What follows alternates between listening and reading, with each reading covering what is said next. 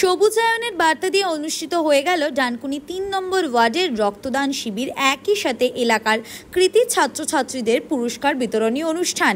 এই প্রসঙ্গে এদিন ডানকুনি পুরসভার সিআইসি কল্লোল ব্যানার্জি বলেন,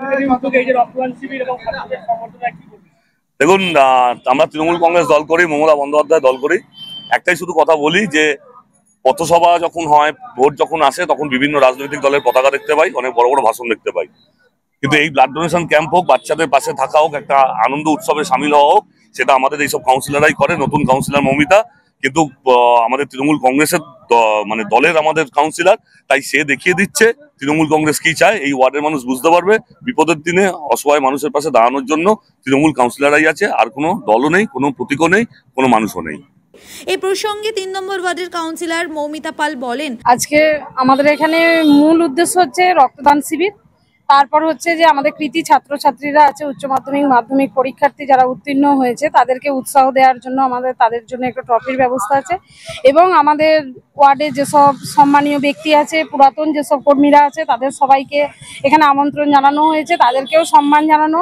তার সাথে এবং যত কাউন্সিলররা আছে প্রত্যেককে আমরা সম্মান জানাচ্ছি। এবং এই রক্তদান শিবিরটা যেন সাকসেসফুল হয়, সব থেকে মেন উদ্দেশ্য সেটাই আমাদের কাছে।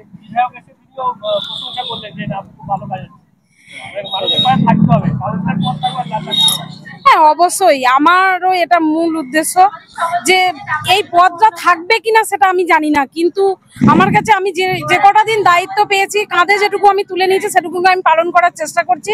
মানুষ সেটা জানে, আমি নিজে মুখে কিছু বলতে পারবো না। সব থেকে বড় কথা হচ্ছে আমার একটাই চিন্তা ভাবনা, যেটা হচ্ছে এই ওয়ার্ডে যেগুলো পিছিয়ে ছিল আমি যেন সেগুলোকে আগিয়ে নিয়ে যেতে পারি। তারা যেহেতু আমাকে এই কাণ্ডারি হিসাবে তুলে ধরেছেন, আমি যেন তাদের এই কাজগুলোকে আগিয়ে দিয়ে যেতে পারি।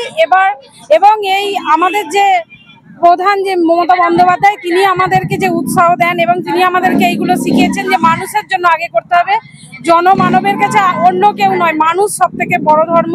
সেই ধর্মটাকে যেন আমরা পালন করতে পারি।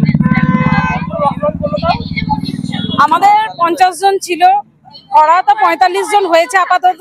আরো যদি কেউ রক্ত দিতে চায় তারা আসতে পারে, আমাদের এখনো রক্ত নেওয়া চলছে। আমরা আপনাদের এই মিডিয়ার মাধ্যমে জানাচ্ছি যেন আরো কেউ এসে রক্ত দিয়ে যেতে পারে। হ্যাঁ, যারা রক্ত দিচ্ছে তাদেরকে আমরা সমাজ সচেতন হিসাবে গাছও দিচ্ছি। যে সমাজের এখন মেন উদ্দেশ্য যেটা আমাদের কাছে, আমরা 2020 সালে যে কোভিড-19 জন্য ভুক্তভোগী হয়েছি, আজকে আমাদের মানে পুরো পৃথিবীতে গাছের সংখ্যা সব থেকে কম।